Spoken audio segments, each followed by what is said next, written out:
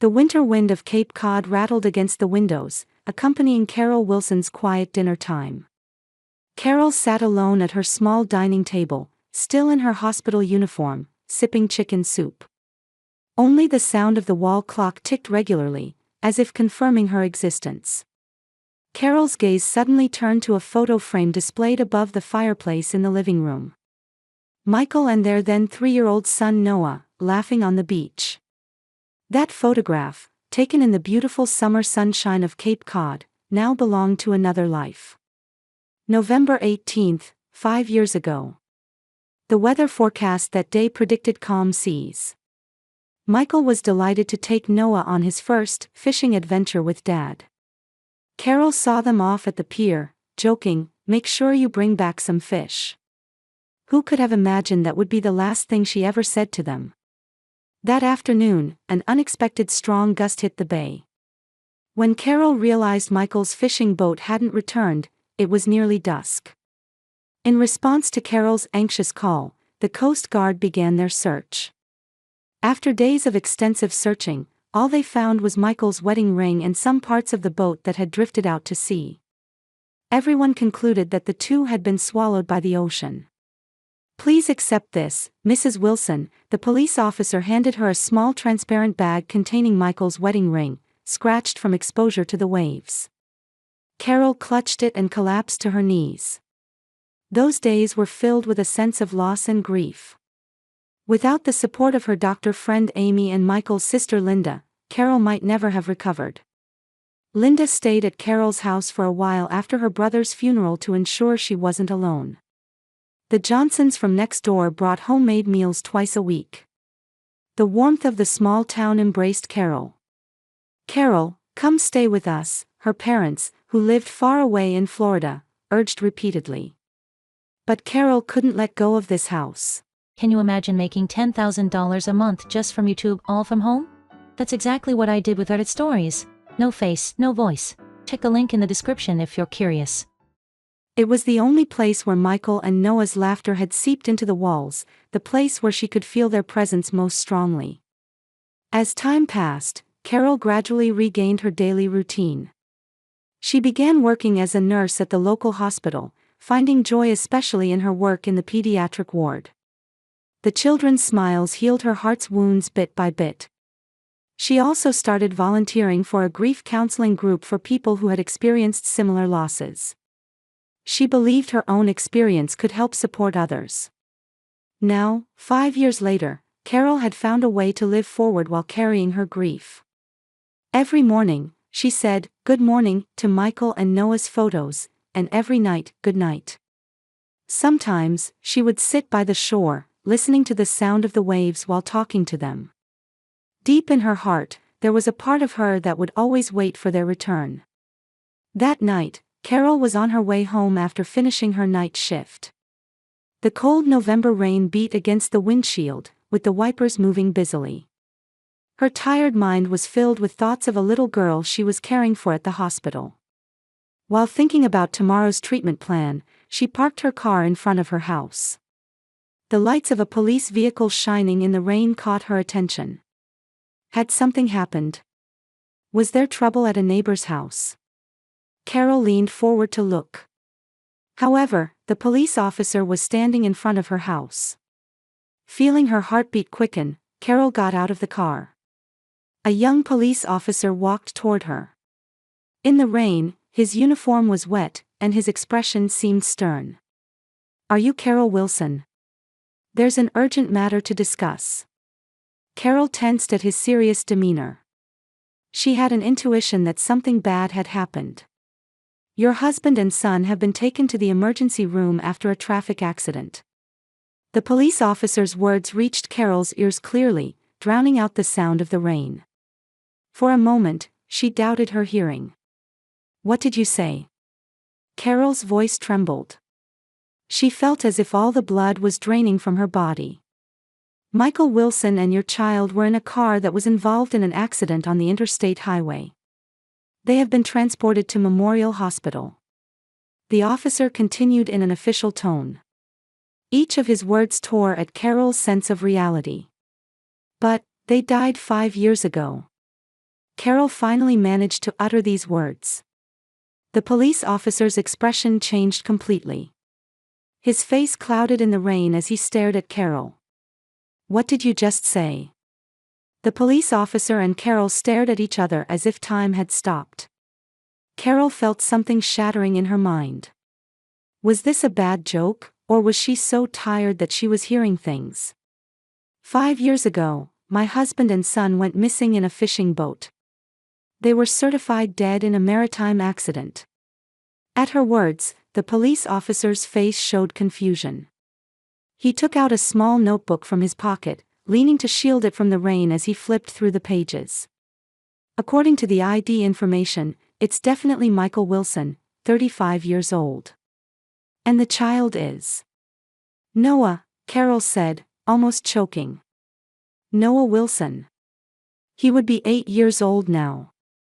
The police officer checked his notes again with a confused expression. "Yes, that's right. The wallet found in the car contained Michael Wilson's identification and this address." Carol felt her feet wobble. She leaned against the gate fence to support herself. This must be some mistake. Or perhaps a cruel prank, or some malicious scheme. "I want to go to the hospital right away," Carol said with determination. "Of course. I'll take you in my car." In the rain, the police vehicle drove along the wet roads of Cape Cod without its siren.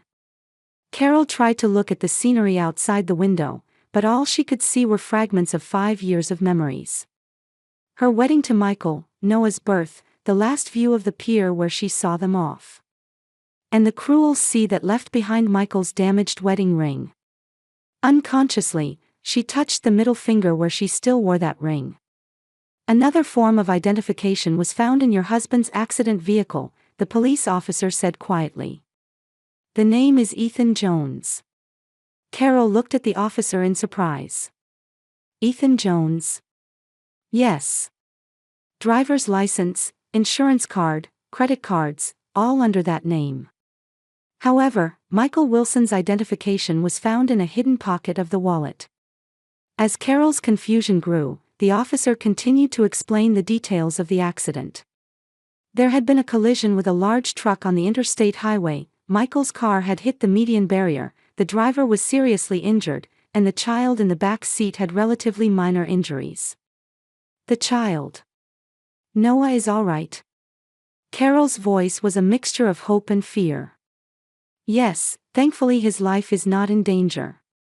However..." The officer hesitated. "What is it?" "The child says his name is Ethan Jones." At those words, Carol felt her heart constrict painfully. If it really was Noah, why would he have a different name? Had 5 years taken away his memory of his real mother? Was this really her family? Questions and anxieties swirled in Carol's mind. "There's one more thing I need to confirm," the officer continued with a solemn expression. "There was a woman in the passenger seat. Rebecca Jones. She's also injured and has been taken to the same hospital." Rebecca Jones. Carol had heard that name before. The accountant at the construction company where Michael had worked. She had met her once at a company party. A woman with beautiful brown hair and a charming smile. She and Michael? Carol couldn't find the right words to ask. According to the car documents, they were registered as husband and wife. Those words brought a dull pain to Carol's heart. If this was true, her husband hadn't died at all. He had abandoned her and their son, and started a new life with another woman. But why take Noah too? Why such a cruel deception? Upon arriving at the hospital, Carol followed the police officer in on shaky legs. After giving her name at the reception, a senior physician and the hospital's social worker immediately appeared. "Mrs. Wilson, this is a very complicated situation," the doctor said quietly. "Your husband is unconscious and in critical condition. He has suffered serious head trauma and is currently being treated in the intensive care unit. Your child has minor injuries but is experiencing psychological shock," the social worker added. She looked at Carol with a warm expression. Especially since the situation is unusual. Is it really them? Carol asked in a trembling voice. Are they really my husband and son? We've confirmed the identification and fingerprints. It is definitely Michael Wilson, the doctor said, but immediately became vague. However, the child still seems confused, the social worker said quietly. He says his name is Ethan, not Noah. Tears welled up in Carol's eyes. Her body shook with waves of emotion. Anger, confusion, sadness, and a small hope. If Noah was alive, perhaps her prayers had been answered in a different way. I'll take you to the child's room, the doctor said carefully.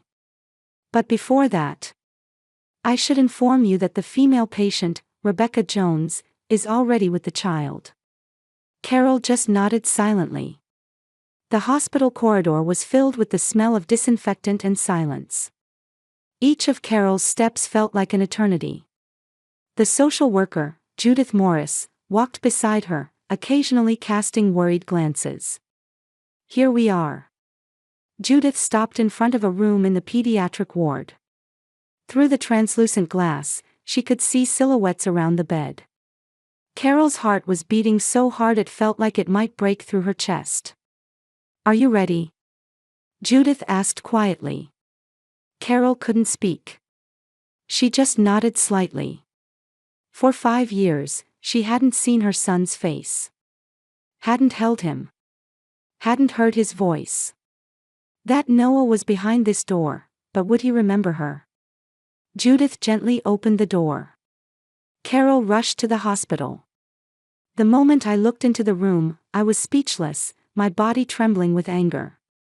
In the room, a strange woman was sitting beside the bed, holding the hand of a small boy with bandages. The moment she saw this scene, Carol's body froze like stone. A boy about 8 years old. Light brown curly hair. A nose shape similar to Michael's. And definitely Carol's own eye color. It was Noah. Time had changed him over 5 years, but he was certainly her son. The woman sitting beside the bed turned around. The moment Carol saw her face, her anger flared up like a flame. Rebecca Jones. The woman who had once been the accountant at Michael's company. She had a bandage on her forehead and a cast on her arm. When Rebecca's eyes met Carol's, she lost color in her face from surprise and slowly stood up. You. Carol. Her voice was filled with fear. The air in the room froze. Carol felt her body shaking with mixed emotions of anger and sadness. She stepped forward, almost about to confront Rebecca, but her eyes were drawn to the small figure on the bed. Noah stared at Carol with a clearly confused expression. He anxiously leaned toward Rebecca, as if seeking protection. That gesture tore Carol's heart into 1,000 pieces. He was alive. Carol's voice trembled. Beneath her anger swirled 5 years of sadness and sense of loss. Rebecca couldn't answer and just looked at the child. Mom, who is this person? Noah asked Rebecca. His voice was high-pitched and trembling with fear. Those words pierced Carol's heart. Mom. He was calling Rebecca Mom. Carol's son was calling another woman his mother. That reality crushed Carol. Ethan, it's okay, Rebecca tried to reassure the child. Her voice was clearly upset. Ethan. Carol said sharply. His name is Noah Wilson. My son's name. Feeling the tension rising in the room, Judith placed her hand on Carol's arm. Mrs. Wilson, let's talk in the hallway. But Carol didn't move. Her eyes were fixed on Noah. He had grown up so much. From the little boy she had last seen at 3 years old, he had grown into a fine young boy. There was a small cut on his cheek and a bandage around his forehead. But otherwise, he seemed all right. Noah. Carol instinctively called out her son's name. My name is Ethan, the boy said with a confused expression. Who are you? At those words, tears flowed from Carol's eyes. He didn't remember her. Her son didn't know his real mother. The social worker appeared from the next room and led Carol into the hallway. "Mrs. Wilson, this is a difficult situation. Your child doesn't seem to remember you. Michael is in another room, unconscious. He has sustained serious injuries requiring surgery." Judith's voice seemed to come from far away. Carol's mind was filled with confusion and anger. The 5 years she had spent crying every night. The 5 years she had desperately tried to accept her husband and son's death. All that time, they had been alive. Michael had betrayed her, taken her son, and started a new life with another woman. "Please tell me. What exactly is going on?" Carol said in a trembling voice. "That woman is Rebecca Jones. A former colleague of my husband. Why is she with my son? Why does my son call her mom?" "The police are investigating," Judith said carefully. "I understand how you feel. This is an absolutely shocking situation." At that moment, 2 police officers appeared in the hospital corridor. The young officer who had brought Carol to the hospital and an older detective. They approached Carol and Judith. "Mrs. Wilson," the older detective said. "I'm Detective David Collins. New information has been found during the investigation at the accident scene." Carol nodded quietly. Any information might help make sense of the current confusion. "In Michael Wilson's wallet, we found multiple forms of identification under the name Ethan Jones, as well as what appears to be a marriage certificate with Rebecca Jones." The detective continued, choosing his words carefully. "Also, documents with an address in Portland, Oregon were found in the car's glove compartment. We're currently investigating the person who lived at that address."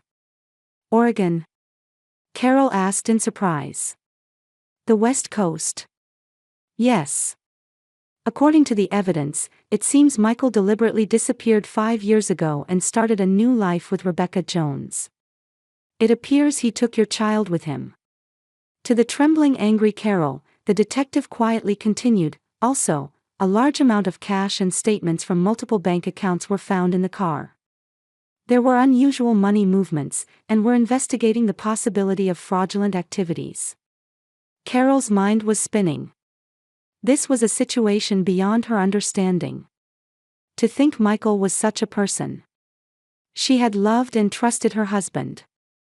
She thought he was an honest and kind man. But now, he seemed like a completely different person. Carol looked again at the room where her son was hospitalized. Through the glass, she could see Ethan's anxious expression. He looked at her with an expression of fear and confusion. Her heart was breaking. "He doesn't remember me." Tears welled up in Carol's eyes. "My baby, my son. It's difficult for a 3-year-old child to remember his real mother after 5 years, Judith said gently. Especially if his memories were deliberately replaced. In the midst of mixed feelings of anger and sadness, Carol made a decision. To get her son back. Even if he didn't remember her, even if he didn't call her mom, she was determined to do anything to rebuild her relationship with her son. "I want to meet Rebecca," Carol suddenly said. "I want to talk to her." Detective Collins hesitated a bit before nodding. "For a short time. However, since this could become a criminal case, please don't discuss too many details." Carol tried to calm her heart with deep breaths. But inside her, a storm was raging. Trembling with anger and sadness, she prepared to face Rebecca again. When she returned to the hospital room, Rebecca was putting Noah to bed. She tensed up when she saw Carol enter. "Why? Why did you do this?" Carol's voice was trembling. She was desperately trying to control her anger. She wanted to avoid letting her emotions explode in front of her son. Rebecca began to speak tearfully. "Michael, he wasn't happy with his life with you. We were in love and—" 5 years, Carol said quietly, but with intense anger. "For 5 years, I cried every day thinking they were dead. You stole my life. At that moment, the door opened, and a doctor appeared urgently in the hallway. Michael Wilson's condition has changed suddenly. We're moving him to the ICU, he announced. Carol, in the midst of her confused emotions, decided to go to the ICU to see her former husband. The heavy security door of the ICU opened, and the smell of disinfectant became even stronger. Being led by the doctor, Carol was trying to prepare herself mentally. The machine sounds characteristic of the intensive care unit echoed quietly, creating an atmosphere of tension. Here we are. The doctor pointed to a semi-private area.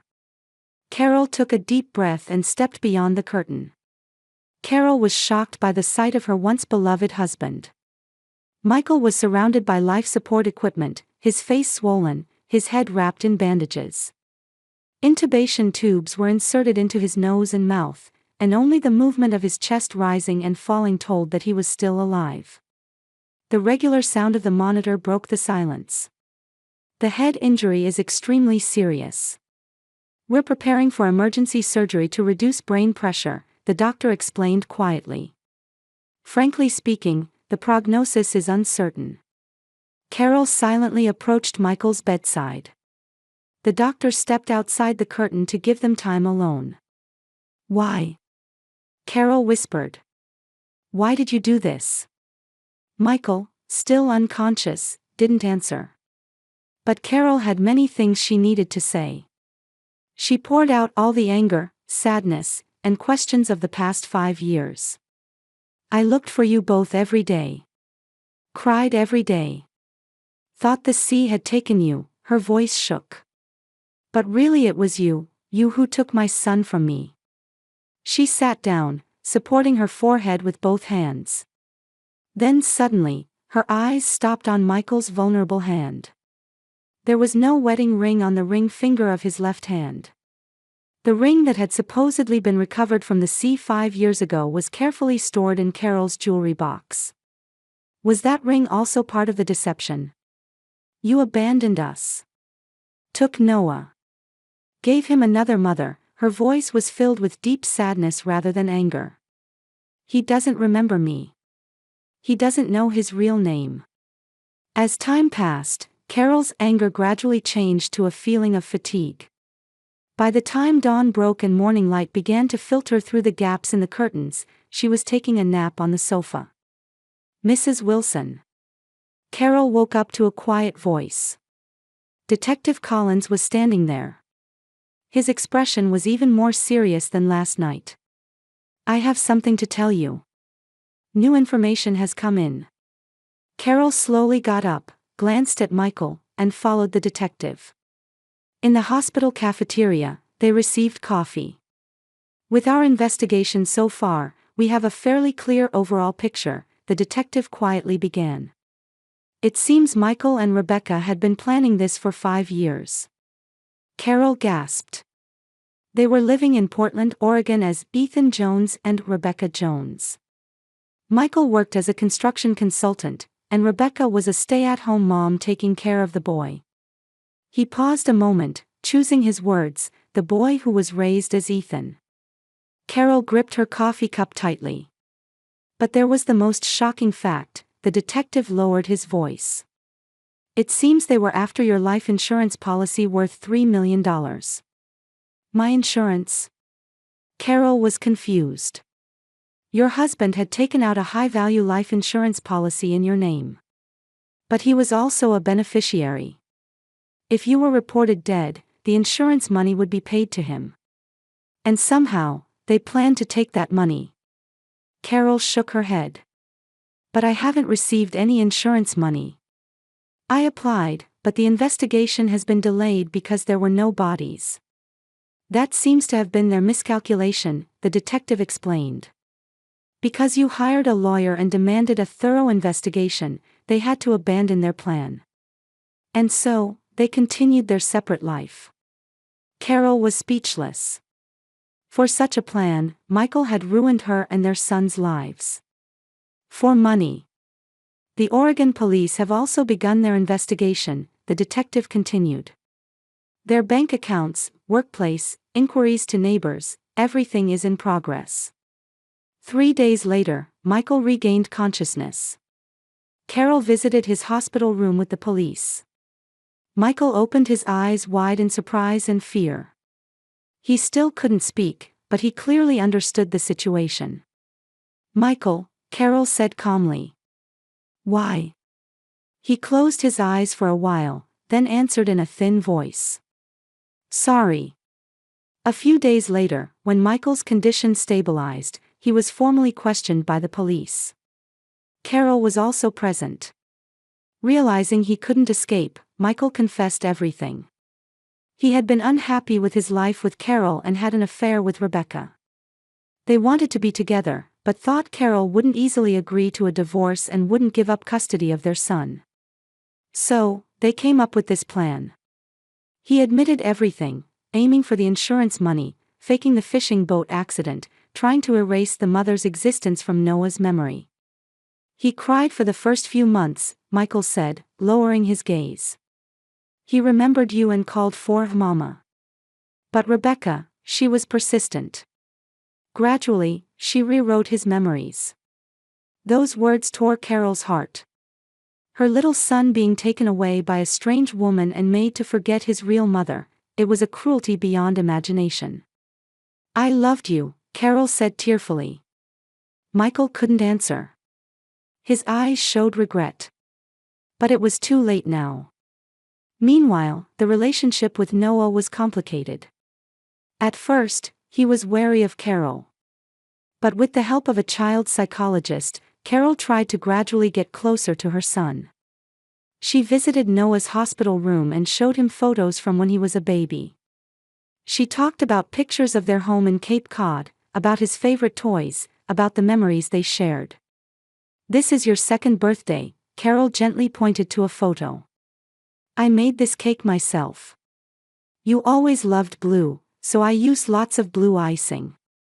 Noah silently stared at the photo. "I don't remember," he said in a small voice.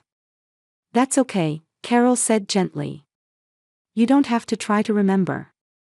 A few days later, when Carol visited the hospital room, Noah asked her a question for the first time. "Are you really my mom?" That simple question made Carol's heart tremble. "Yes, I am. I gave birth to you. But recently, Rebecca has been your mom. Is Dad a bad person?" Noah's eyes were full of anxiety. Carol carefully chose her words. "Dad made a big mistake, but I think he loved you." "What's my name?" he asked further. "Ethan. Or Noah." "When you were born, your name was Noah Wilson," Carol said quietly. "But recently, you've been raised as Ethan Jones." Noah was silent, deep in thought. Carol could painfully see that he was desperately trying to understand this complex situation. It was too heavy a reality for an 8-year-old child. "We have plenty of time," she said gently. "Let's get to know each other little by little." A week later, the court issued a temporary custody order. Noah was to be placed under Carol's legal custody, but considering his psychological stability, a gradual transition process was recommended. Under the supervision of a child psychologist, Carol and Noah would build a new relationship. Michael and Rebecca were charged with fraud and kidnapping. A long legal battle and prison term awaited them. As Carol left Noah's hospital room, she looked at the sea visible from the window. The same sea as 5 years ago. She had thought it was the sea that had taken her life, but that wasn't true. She was standing at the beginning of a new journey. 6 months later, the Cape Cod coastline was wrapped in gentle waves and warm sunshine. Carol sat on a blanket spread on the beach, watching Noah collecting seashells at the water's edge. The journey so far had been anything but smooth. During the first few weeks, Noah would often wake up crying in the middle of the night, calling for Rebecca. His little heart was struggling to understand the sudden change in his identity. "Mom, who am I? Noah? Or Ethan?" When he asked, Carol gently answered, "You are yourself. Names don't define a person." Twice-weekly sessions with child psychologist Dr. Brenda Matheny became their support. Children's memories and self-perception are flexible, the doctor said. Help him form a new identity while respecting both of his lives. Michael had been sentenced to 7 years and was serving his term in a state prison. He had sent numerous apology letters to Carol, but she wasn't ready to write back yet. Rebecca had received a 5-year sentence and was incarcerated in a different facility. One of the most difficult decisions was what to do about Rebecca and Noah's relationship. She wasn't legally his mother, but she was the person who had raised him for 5 years. After long struggles, Carol decided to allow supervised visits between Noah and Rebecca once a month. Who is my real mom? When Noah asked, Carol thought deeply before answering honestly, I gave birth to you and raised you for the first 3 years. But Rebecca also loved and raised you for 5 years. Both of us are your moms. Is Dad a bad person? When he continued to ask, Carol carefully chose her words. Dad made a big mistake, but I think he loved you. Noah had started attending a new school and was gradually making friends. Sometimes he was confused about whether he should be called Noah or Ethan, but he had learned to respond to both names. Carol said he could use either name until he chose for himself. Noah came running from the water's edge. In his hands was a beautiful spiral shell. Look, I found a beautiful shell, he said, his eyes shining. That's lovely, Carol smiled. Want to take it home and add it to your collection? Noah nodded happily and ran back to the beach. Carol watched his retreating figure and sighed deeply with relief. Though there were still wounds that hadn't healed, they were definitely moving forward. Carol had begun to think deeply about the meaning of family. She understood that it wasn't just about blood ties, but was built through love and a sense of responsibility. She had started to establish a support group for people in similar situations, using her own experience. What is a true family? Carol learned that it's not just about blood relations, but about love, honesty, and above all, a series of decisions that put the child's happiness first. Her life had taken a direction she never imagined, but still, she chose to look forward and live on. For Noah, and for herself.